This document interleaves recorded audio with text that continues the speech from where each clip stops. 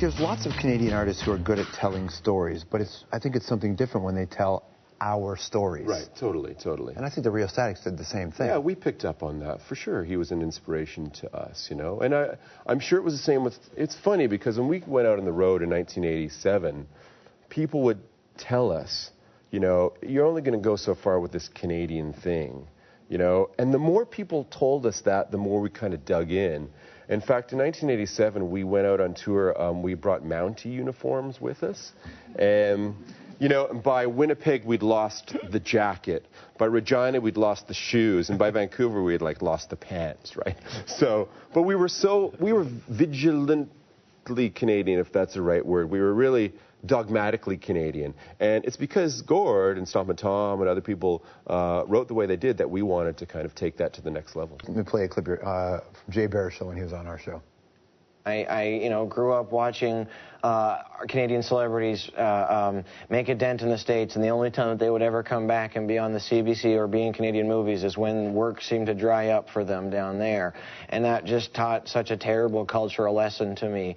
And I without a doubt believe this is the best country the world has come up with so far, so why wouldn't I want to make movies here? This is about Jay, and Seth Rogen was on the show, and he was telling me that Jay gives him a hard time, saying you need to make stuff here. Is it important that Canadian artists start to tell that story, saying, like, you need to work here to build this system? I mean, no, I don't think, I wouldn't be nearly as absolute as Jay is. Like, I don't have a Maple Leaf tattoo under my nipple. Jay maybe is a little bit more absolute in that way, but because I think you cut your own path. I mean, people come back to this country, you know, on far more crooked paths in certain instances, and I think that's fine too, man. People making art in any capacity is okay with me. But at the same time, I mean, I think you shouldn't be afraid wherever you are to reflect who you are.